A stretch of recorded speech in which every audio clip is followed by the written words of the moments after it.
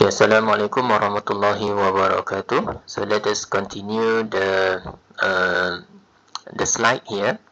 So last time, or in the last video, we already covered the properties, or we already covered the last axiom. We call this completeness axiom. So now we are going to continue studying the properties of supremum and also infimum. So first of all, let us see, or let us prove the Archimedean properties of real number.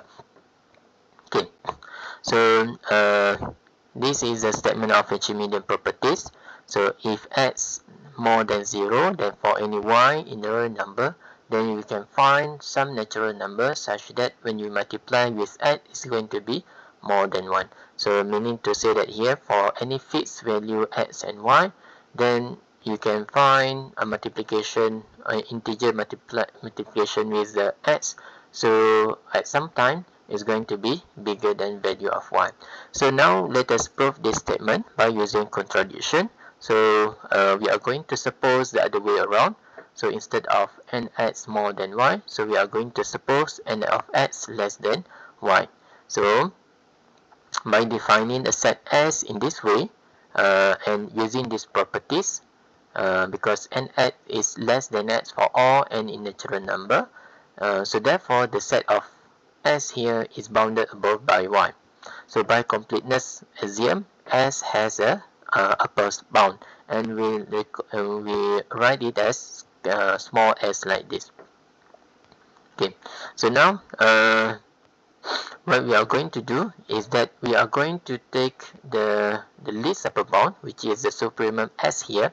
So S minus with x. So because of S is the least upper bound, when we minus with x, with a positive x, then it's going s minus x is not going to be upper bound anymore. So therefore, by using the properties here, we can find m such that x is bigger than the supremum minus with the epsilon. So the same thing, or the same properties here, so we can find m inside the natural number such that m of x bigger than s of x minus x here. So rearrange this one, we are going to get m plus 1 x more than s.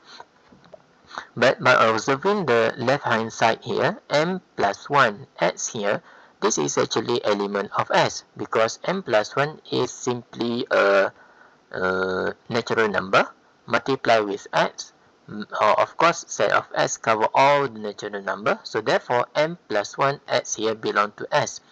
But we found a contradiction here, because one number which is belong to s is bigger than the supremum of s itself. So therefore, it cannot be. Therefore, our early assumption should be something wrong. Okay. So you have to keep in your mind here, s here is the one of the upper bound. So therefore, any value of s should be less than the value of supremum here. You cannot have element of s more than s, which is a contradiction to s is a upper bound. So therefore, the assumption from n of x less than y is wrong here. So the correct one should be n of x must be there exists an n such that n of x more than y. So let us continue with the second theorem here.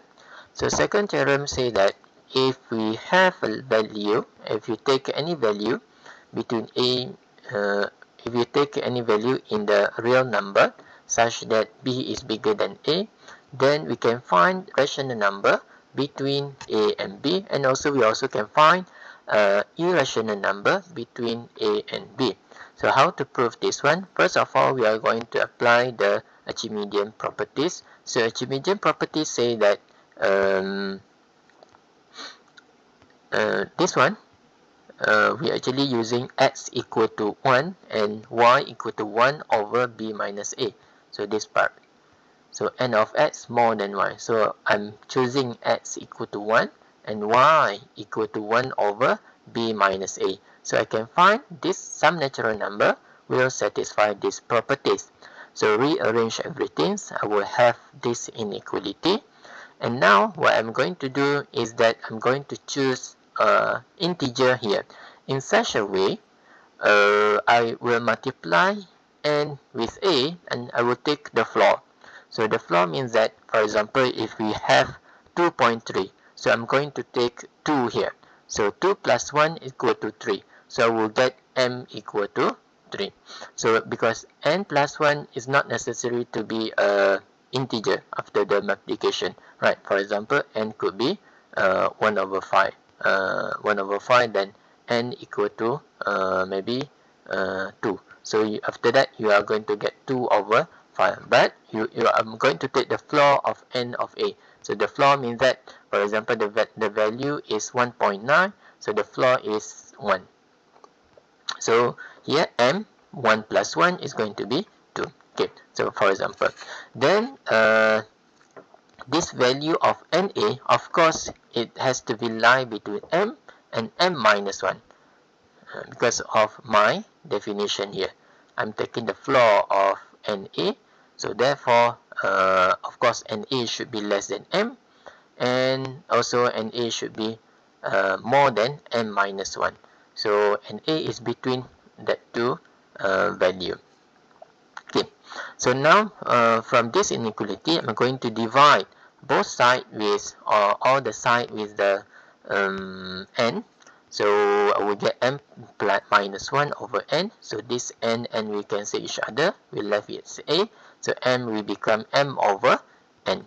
So now I realize that the value, this, keep in your mind, this m is a integer, and this n also integer. It's based on our construction above here. So this m over n is actually a rational number. So now I realize that m over n is bigger than a. So my aim is to show that there is this rational number between a and b. So the first part is done. I already found an integer which is m over n, which is more than a. So the second part, I need to show this value m over n should be less than b. So to do that one, I'm going to put some dummy here. So I'll step from m over n, and I will put a dummy, negative 1 over n plus 1 over n. Rearrange this form, I will get this expression, and then I'm going to estimate these two values. So what I'm going to do is, first of part, m minus 1 over m, I'm going to estimate by using a here. So I know that this m minus 1 is less than a. So I can write, or I can estimate it by a, and whereas 1 over n here can be estimated by using these properties. So the largest it can be for 1 over n is b minus a. So therefore, I'm going to replace 1 over n with b minus a. So here I can simplify a little bit, then we're left with b. So therefore,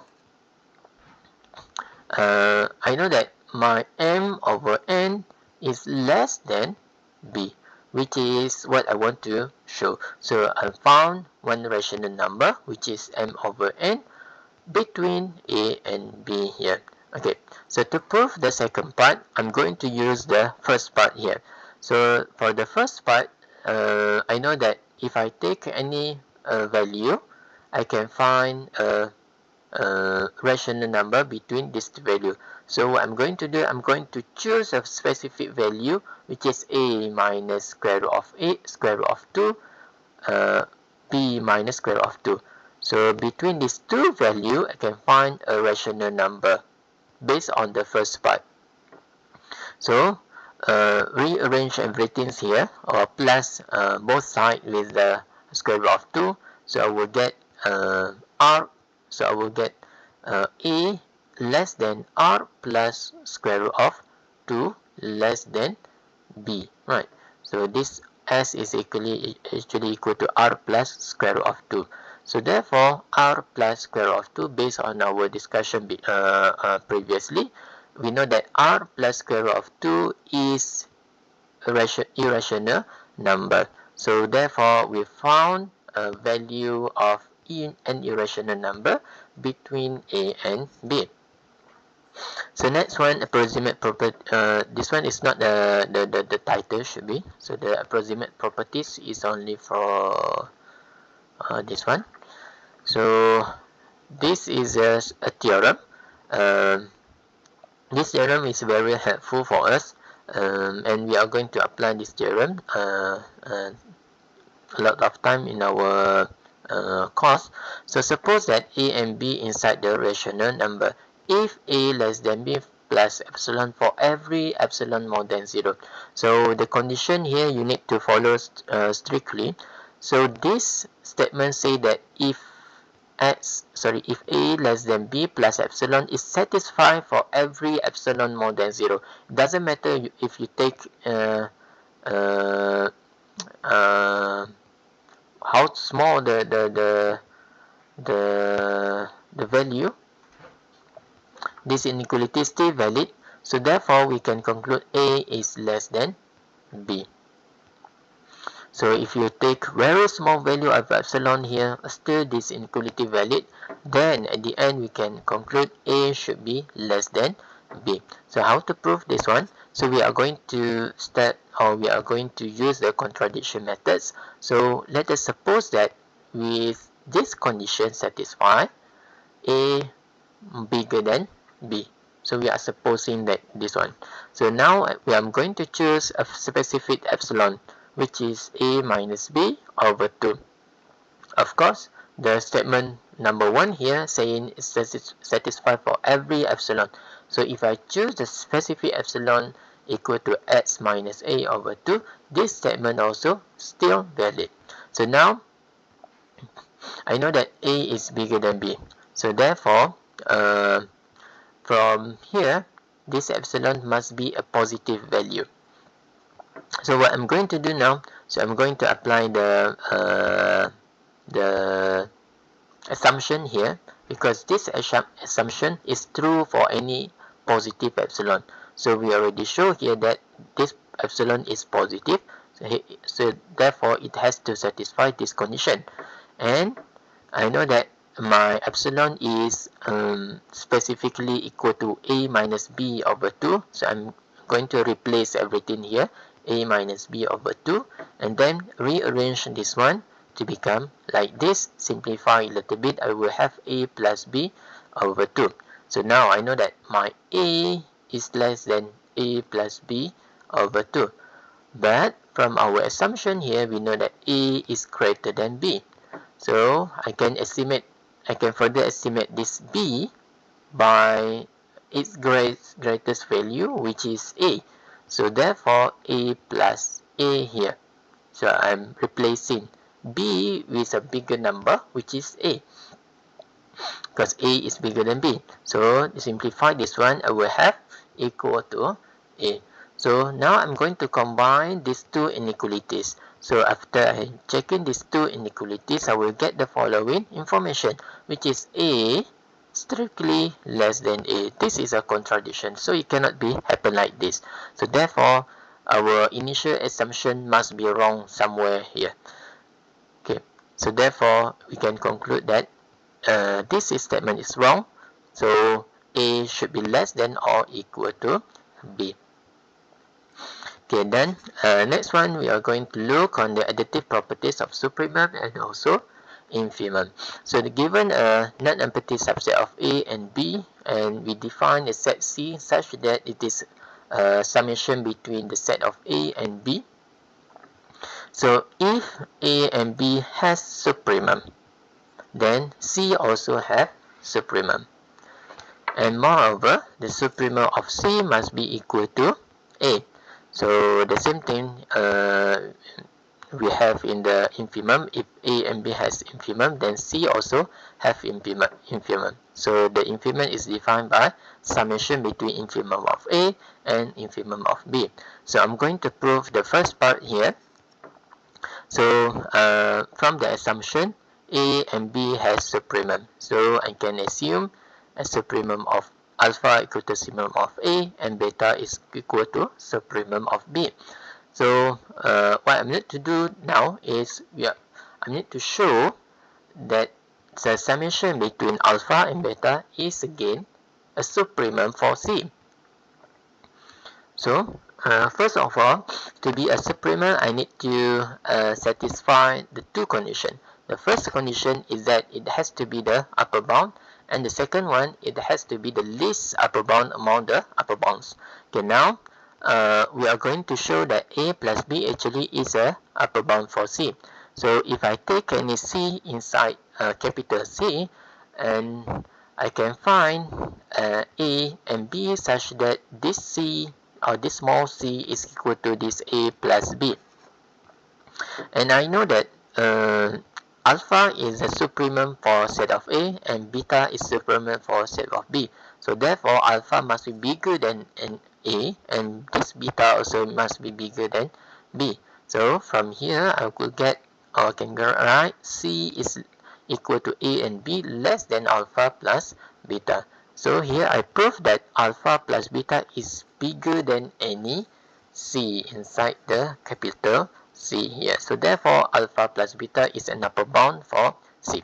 So we prove that this alpha plus beta is the upper bound for C. Now the next step is to show this upper bound, it is actually the least upper bound among the others upper bound. So we are going to write gamma as the be any upper bound of C. So we just take, because from our last class we know that upper bound could be infinitely many. So we are going to let any upper bound for C to be gamma. So we are going to show that this gamma it is actually bigger than alpha plus beta. So because we want to prove that alpha plus beta is the least upper bound. So now we are going to take the epsilon more than 0. So for any epsilon more than 0, there exists beta b inside capital B and A inside of capital A such that B is greater than beta minus epsilon over 2. So this is coming from the approximation properties of supremum and also infimum. Of course, we are using the supremum part here. So when we minus the supremum with some positive value, we can find B inside the capital of B satisfy this inequality. Same argument we can apply to A here. So if you get confused this part, so please recall to the approximation properties of the supremum and also infimum. Okay. Now from here I'm going to add up these two. So of course if I add up the B plus A, I will get B A plus B must be greater than the summation of these two. So simplifying this one, I will get A plus B more than alpha plus beta minus epsilon here. Okay, so alpha plus beta is a summation of element from A and B. So based on our construction here, C is a summation between element of A and B, so it has to be belong to C. So therefore we can conclude A plus B belong to C. And then and gamma is an upper bound for C. So this is from our early assumption. So we take gamma from the from any upper bound of C. So therefore therefore A plus B here should be less than this gamma, or in other words we can say that the gamma here is bigger than A plus B, because the gamma here is actually upper bound for C and A plus B is the element of C. So therefore any element of C should be less than the upper bound. So therefore the A plus B should be less than gamma. So from here we are going to apply the inequality that we found here. A plus B is actually more than alpha plus beta. So it is more than alpha plus beta minus epsilon for any epsilon more than 0. If you realize that from here we take any epsilon more than 0 that satisfy this condition.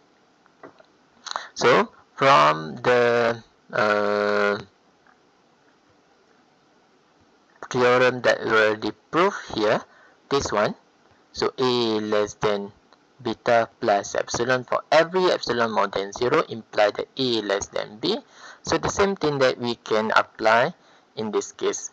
So it has to be gamma more than or equal to alpha plus beta, because this inequality satisfies for any epsilon more than 0. So therefore I know that the gamma should be more than alpha plus beta in this case. So this is what we are interested to prove. So the upper bound for C is greater than this upper bound, alpha plus beta. So therefore we conclude that this alpha plus beta is the least upper bound, which is our supremum. So we done the proof for the first part 1. So I'm going to let the second part here to be your assignment. So basically you have 4 questions for assignment 2. So this is the first question, second question related to the infimum here. The other question you can go through your slide, and I give you I think example here. So this is one of the question assignment for assignment 2, and assignment 2. So basically you have 5 question for assignment 2. So I think that's all for my video. Thank you for watching.